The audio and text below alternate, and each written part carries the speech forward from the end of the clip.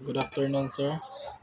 My name is Ginos E. Lamoste from Antipolo, Isabelati, 23, Power Plant 2F. Here is my video answer of midterm quiz. Regarding moral matters, relativism and absolutism are well-known adversaries.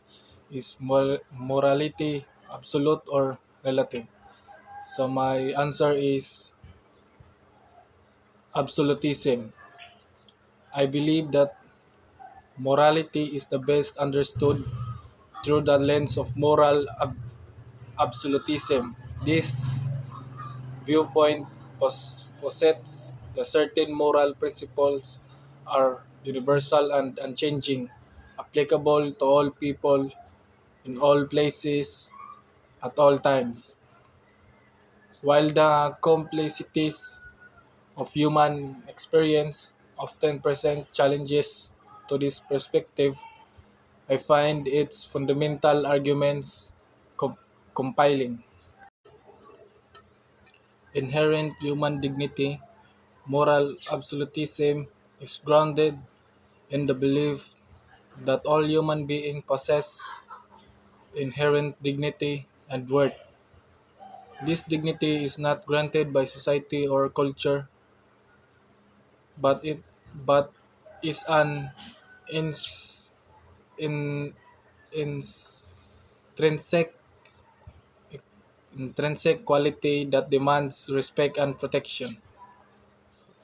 Universal moral principles, certain moral principles such as prohibitions against murder, theft, and lying appear to be universally recognized across diverse cultures and societies. These principles reflect a shared understanding of fundamental moral obligations that transcend cultural boundaries. Objective moral truths. Moral absolutism asserts that there are objective moral truths that exist independently of human opinion or cultural norms.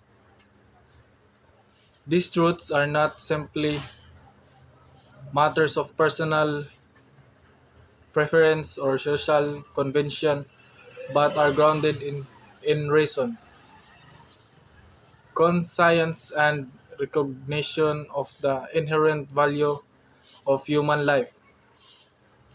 Moral clarity and guidance. Moral absolutism provide clear and consistent moral standards that can guide our action and decisions. By adhering to these standards, we can navigate complex ethical dilemmas with confidence and integrity, knowing that we are acting in accordance with objective moral truths.